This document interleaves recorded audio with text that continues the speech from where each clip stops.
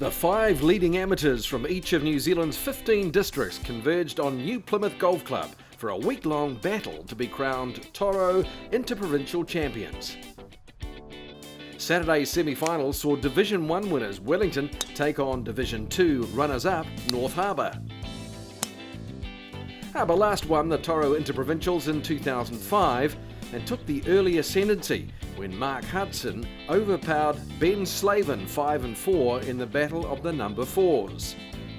Wellington's number 5 Kerry Mountcastle had the chance to strike back with a win on the final hole, but his par putt lipped out. So the pressure turned to Jake Meanhorst to halve the match, North Harbour leading 1.5 to 1/2. There was no such drama as Wellington's number 3, Elton Nicholson, dispatched Changi Lee 4-3 to lock up the semi-final at 1.5 points each.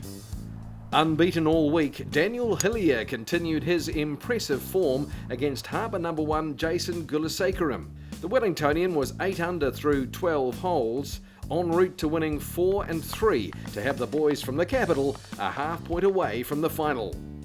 And the winning of the half point came from John O'Kane, who rolled in this fine putt on the 16th to remain 2 up with 2 to go. And knowing he couldn't do worse than the half point needed, he conceded the final 2 holes to Cam Jones, confirming Wellington's passage to the final. The second semi-final saw a rematch of the last 2 Toro Interprovincial finals, as Waikato sought a three-peat of titles, and Otago looked for revenge, with the young side featuring just 2 golfers from the previous campaigns. And the revamped southern side could thank stalwart Chris Snow for the early momentum as he beat Chris Charlton 3-1 to get the first point.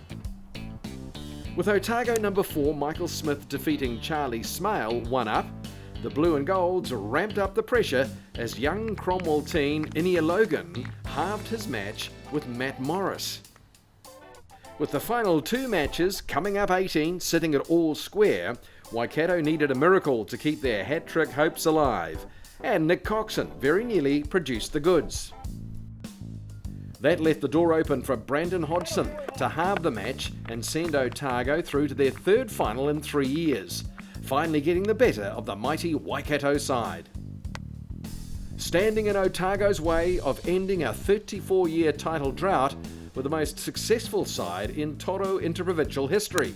Wellington were on the hunt for their first title since 2010, and the boys from the capital got off to a fast start in the final, leading in 4 of the 5 matches through 8 holes. Classy number 1 Daniel Hillier leading the charge, 3 up after just 4 holes. The one match in the balance and sitting all square quickly changed as Wellington number 3 Elton Nicholson won 3 holes through the turn to suddenly be 2 up against Inia Logan. Wellington now leading in all 5 matches. First blood came from in-form Kerry Mountcastle, the Wellington number 5 beating Chris Snow 3-2 to register the first point of the final. That was swiftly followed by Nicholson, who won 5 holes in a row en route to dispatching Logan 5-4, bringing up Wellington's second point. After 13 years away from the game, the number 3 returned to the Wellington side, looking for interprovincial success on the same course he helped win it for them in 2001. The stalwart went 4 up through 13 holes against Brandon Hodgson. With the match Dormy 4, Kane's putt was good enough for Hodgson to concede the match and spark Wellington celebrations. With the match Dormy 4, Kane's putt was good enough for Hodgson to concede the match and spark Wellington celebrations. I was here last time I was at this course and we managed to take the trophy then. The feeling honestly hasn't changed, but yeah, like I say, you get a bit speechless. It's amazing. These guys deserve everything they've got this week. They've put in so much effort. Yeah, couldn't be prouder.